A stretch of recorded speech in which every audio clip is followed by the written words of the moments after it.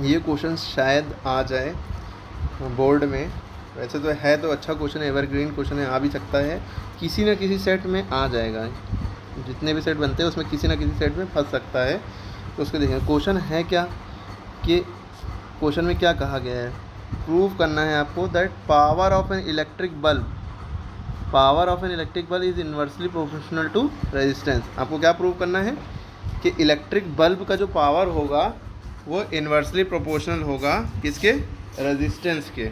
ठीक है, अब इसका मतलब तो समझ लिए कि power of an electric bulb का मतलब हो गया P, और इन्वर्सली प्रोपोर्शनल का मतलब होता है ये सिंबल और 1, और अपॉन में वो चीज़ रहती है जिसके प्रोपोर्शनल टू रहता है, प्रोपोर्शनल टू रेजिस्टेंस, यानी कि इन्वर्सली प्रोपोर्शनल टू 1/R। ठीक है, क्लियर होगी बात। पहले तो अब समझेंगे भाई कि power of an electric bulb is inversely proportional की बात कही गई है ना। तो पहले तो हम power of an electric bulb होता क्या है, यानी कि इलेक्ट्रिक पावर होता क्या है ना। एक तो पावर खाली सिंपल से पावर होता है, उसके मीन्स होता है रेट ऑफ डूइंग वर्क, मतलब काम करने की स्पीड, यानी कि कितनी तेज़ से काम हो रहा है। खाली पावर पूछे तो रेट ऑफ डूइंग वर्क, ठीक है। और अगर पावर पूछे तो ये लिख देंगे, पावर ऑफ लेंस पूछे तो इसमें आप क्या लिखेंगे, reciprocal of focal length is called power of lens. Reciprocal PROCAL, reciprocal of क्या, focal length FOCAL, focal length is called power of lens. ठीक, यानी कि इसको शॉर्ट में लिखें P is equal to 1/F, ये कहलाता है पावर ऑफ लेंस। ठीक है, क्लियर होगी बात। लेकिन हमसे यहाँ पे पूछा क्या गया है, हमसे पूछा गया power of an electric bulb, इसको कहते हैं तो अमाउंट ऑफ इलेक्ट्रिकल एनर्जी, यानी कि बिजली जितनी खर्चा हो, कंज्यूम हो एक सर्किट में पर यूनिट टाइम, यानी कि एक सेकंड में जितनी बिजली खर्चा हो वो इलेक्ट्रिक पावर कहलाएगा। ठीक है, अगर आप सेकंड में नहीं मिनट में चाहते हैं या आवर में चाहते हैं तो वो भी 1 घंटे में जितनी बिजली खर्चा हो या 1 मिनट में जितनी बिजली खर्चा, लेकिन स्टैंडर्ड वे है MKS में सेकंड वाला रहता है। ठीक, तो 1 सेकंड में जितनी बिजली अमाउंट जितना खर्चा हो वो कहलाता है आपका क्या, इलेक्ट्रिक पावर। ठीक है, अब ये समझ में आ गया होता क्या है। आगे क्वेश्चन में ये कहा गया ना, power of an electric bulb is inversely proportional. एक होता है डायरेक्टली प्रोपोर्शनल, एक होता है इन्वर्सली प्रोपोर्शनल। इसका मतलब समझिए, डायरेक्टली प्रोपोर्शनल मतलब होता है जैसे कोई चीज़ है A है, is directly proportional to B, ये डायरेक्टली प्रोपोर्शनल का सिंबल होता है, यानी कि A बढ़ रहा है तो B भी बढ़ रहा है, यानी कि A 2 हुआ तो B भी 2 हुआ। ठीक है, A 3 हुआ तो B भी 3 हुआ, है ना, बराबर से बढ़ता जाएगा, जितना ये बढ़ेगा उतना ये बढ़ेगा। लेकिन अगर हम कहें इन्वर्सली प्रोपोर्शनल तो इसका मतलब है A is inversely proportional to B, A बढ़ेगा तो B घटेगा। इसका मतलब ये इन्वर्सली प्रोपोर्शनल मतलब साइन यही है, दोनों का साइन सेम है, लेकिन इन्वर्सली प्रोपोर्शनल 1 ऊपर आता है, नीचे कोई और दूसरी चीज़ आ जाती है जो चीज़ उसके अकॉर्डिंग घट रही है। ठीक है, या बढ़ रही है। तो A बढ़ेगा तो B घटेगा, या A घटेगा तो B बढ़ेगा।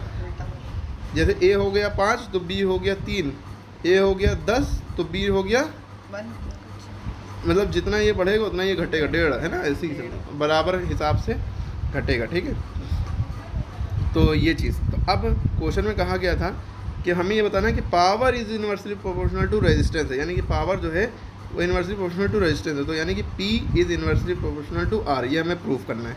अब क्वेश्चन समझ में आ गया है ना। अब देखिए हमने ये उतार लिया, to proof power of an electric bulb is inversely proportional to R, हमें ये करना है ना, ये लाना है प्रूव करके। तो अब हम करेंगे इसको कैसे, कि हमें पावर का एक फॉर्मूला पता है, P बराबर W/T। ठीक, पावर का ये फॉर्मूला हमें पता है, P is equal to W/T होता है। और जो W होता है इसका अपना फॉर्मूला होता है। W का फॉर्मूला क्या होता है, W की जगह हम क्या लिख सकते हैं, W का फॉर्मूला होता है W is equal to V into Q, और फिर T की जगह T लिखा रह दिया। ठीक, फिर हमें ये पता है भाई, बचपन से पढ़ रहे हैं, Q is equal to IT होता है ना, Q is equal to IT college जानते हैं ना, ईसा भल्ला तोहबर निशादगंज में है ना, हाँ, तो वो वाला IT नहीं, IT कॉलेज वाला नहीं। Q is equal to IT में होता है I इंटू T, I माने करंट होता है, T into T means time. तो V की जगह V लिखा रहा, इंटू Q की जगह क्या कर देंगे I इंटू T, IT।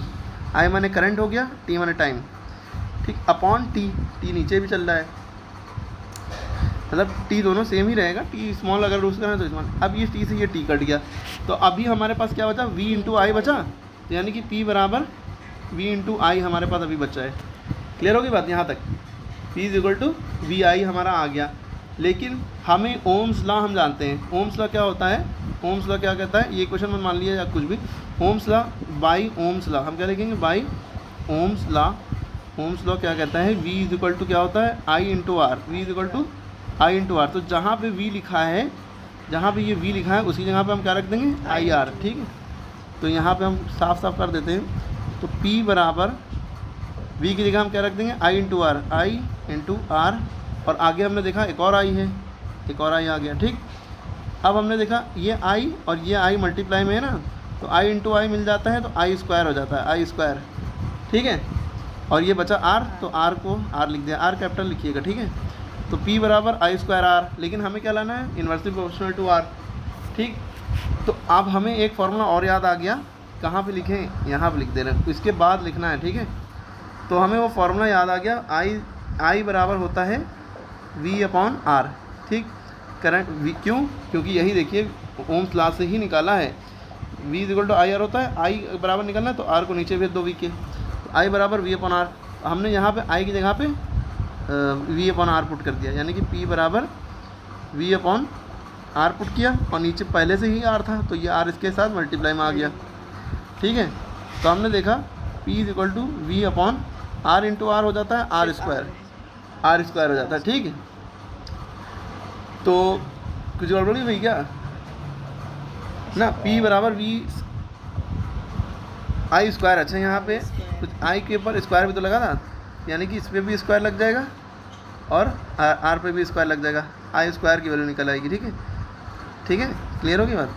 तो आई स्क्वायर बराबर वी स्क्वायर अपॉन आर है ना, वी अपॉन आर होता है, तो दोनों पे स्क्वायर लगा दिया, तो V square upon R square, ठीक।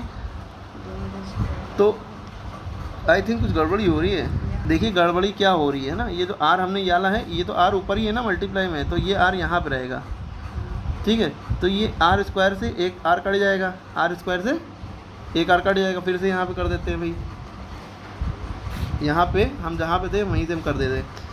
तो हम यहाँ पे थे, पीछे आप वीडियो करके देख लीजिएगा, p बराबर आई स्क्वायर आर आया था हमारे पास, आई स्क्वायर आर आया था, तो हमने यहाँ से i की वैल्यू क्या निकाल ली थी, हमें पता है i बराबर वी स्क्वायर अपॉन आर होता है, v अपॉन आर होता है, लेकिन यहाँ पे आई स्क्वायर लगाया था, तो दो v पे भी स्क्वायर लग जाएगा, आर पे भी स्क्वायर लग जाएगा, ठीक है। V square upon R square है ना, तो जहाँ पे i है हम वहाँ पे ये पूरी वैल्यू पुटअप कर देंगे, यूँ i को हटा के, ठीक। तो जब पुटअप करेंगे तो p is equal to V square upon R square, क्योंकि आई स्क्वायर की वैल्यू जो है हमारी ये आ गई, ठीक, इंटू आर, यहाँ पे आर याला पहले से, ठीक।